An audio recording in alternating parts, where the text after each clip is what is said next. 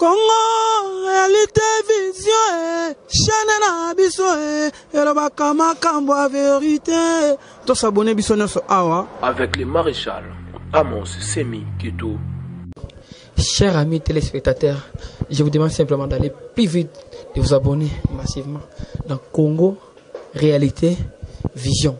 Cité Leng. Il y a qui pour s'abonner. Congo, réalité, vision. Congo, réalité, vision. Avec le maréchal Amos Semi Kito.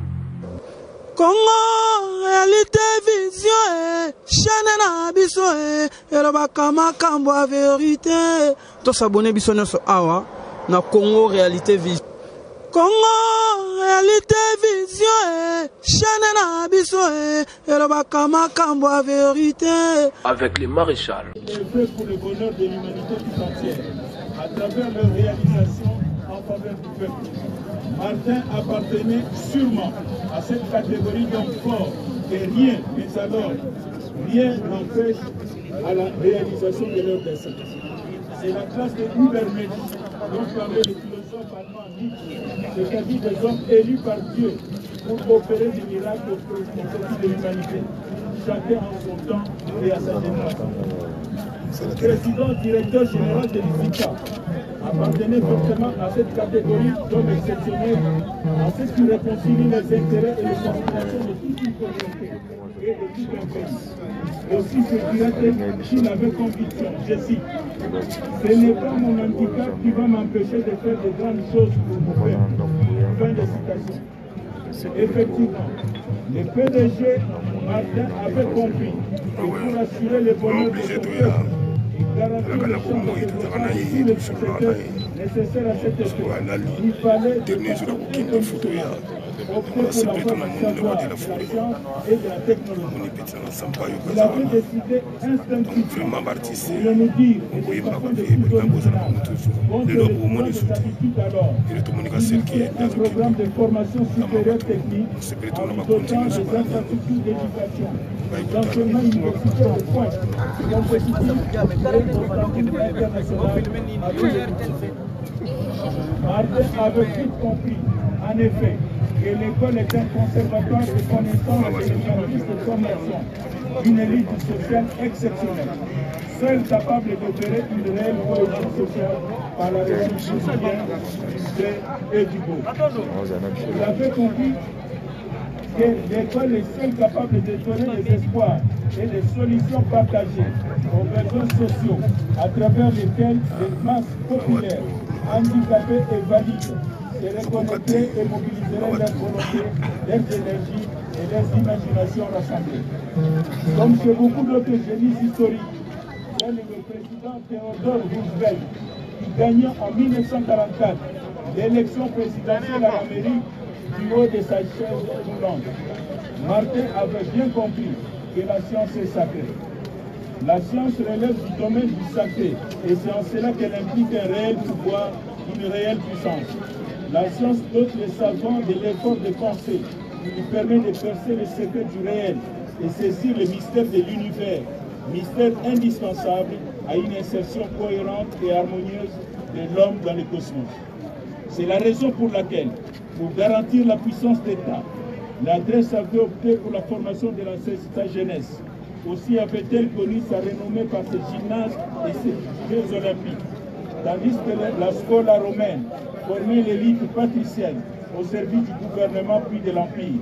Car grâce à ces écoles, l'enfant était initié à la culture, à l'écriture, au calcul, à l'architecture, aux arts martiaux et finalement à la philosophie.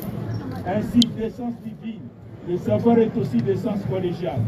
Aussi, le savoir implique des qualités d'humilité, de simplicité, de sincérité, de réceptivité et de collégialité. Autant de qualités qui ont caractérisé les styles de vie du PDG Martin. Car il savait que le savoir s'ouvre à tous les génies et à toutes les intelligences, d'où qu'elles viennent, sans discrimination, sans clanisme, sans tribalisme, sans escroquerie, sans haine, ni mépris de l'autre, et sans racisme. Et c'est de cette manière que le PDG a vécu avec ses proches, avec ses amis, avec ses étudiants et ses collaborateurs. Il était convaincu en effet que le savoir et la science constituent le vrai socle de la cohésion sociale. Le savoir nous révèle l'esprit dans ce qu'il a de plus haut, la recherche de la vérité. Or, c'est la vérité qui sauve, c'est la vérité qui épanouit les hommes et promet le développement des nations.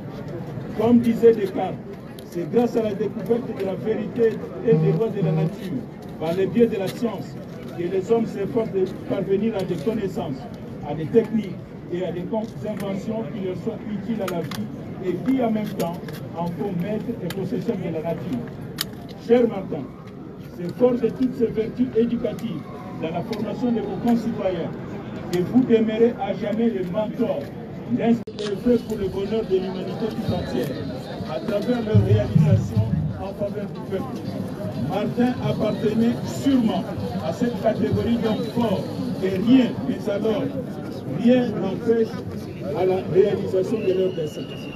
C'est la classe de Übermensch dont parlait le philosophe allemand Nietzsche, c'est-à-dire des hommes élus par Dieu pour opérer des miracles au profit de l'humanité, chacun en son temps et à sa génération. Le président directeur général de l'ISICA appartenait fortement à cette catégorie d'hommes exceptionnels en ce qui réconcilie les intérêts et les aspirations de toute une communauté et de tout un pays. Aussi se dirait qu'il avait conviction, je cite, « Ce n'est pas mon handicap qui va m'empêcher de faire de grandes choses pour mon peuple. » Fin de citation. Effectivement, le PDG Martin avait compris que pour assurer le bonheur de son peuple et garantir le champ de développement de tous les secteurs nécessaires à cet effet, il fallait de façon inconditionnelle opter pour la voie du savoir, de la science et de la technologie. Il avait décidé instinctivement de nous dire, et de façon de plus originale, compte tenu de ses habitudes alors, initier un programme de formation supérieure technique en lui dotant des infrastructures d'éducation, d'enseignement universitaire de pointe, compétitif et au standing international à tous les niveaux. Martin avait tout compris, en effet, que l'école est un conservatoire de connaissances et de services de formation d'une élite sociale exceptionnelle, seule capable d'opérer une réelle cohésion sociale par la recherche du bien, du fait et du beau. Vous avez compris que l'école est seule capable de donner des espoirs et des solutions partagées aux besoins sociaux à travers lesquels les masses populaires, handicapées et valides se reconnecter et mobiliseront leur volonté, leurs énergies et leurs imaginations rassemblées. Comme chez beaucoup d'autres génies historiques, tel le président Theodore Roosevelt, qui gagna en 1944 l'élection présidentielle à l'Amérique du haut de sa chaise roulante. Martin avait bien compris que la science est sacrée. La science relève du domaine du sacré et c'est en cela qu'elle implique un réel pouvoir, une réelle puissance. La science dote les savants de l'effort de pensée qui lui permet de percer les secrets du réel et saisir le mystère de l'univers, mystère indispensable à une insertion cohérente et harmonieuse de l'homme dans le cosmos.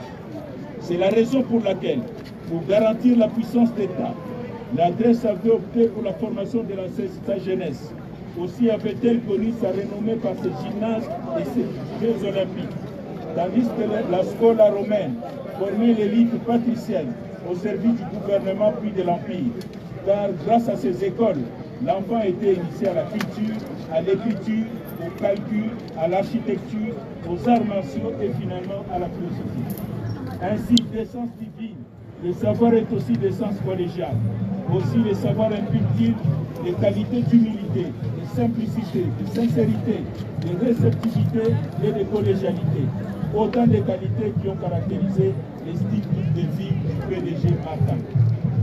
Car il savait que le savoir souffle à tous les génies et à toutes les intelligences, d'où qu'elles viennent, sans discrimination, sans clanisme, sans tribalisme, sans escroquerie, sans haine, ni mépris de l'autre, et sans racisme.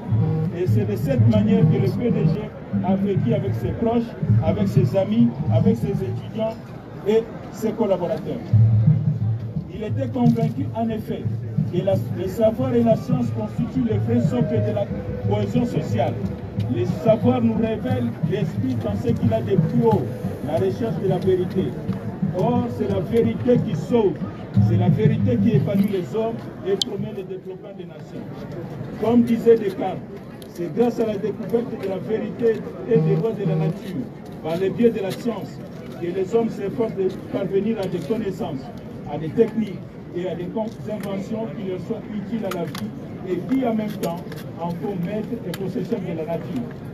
Cher Martin, c'est fort de toutes ces vertus éducatives dans la formation de vos concitoyens que vous demeurez à jamais le mentor,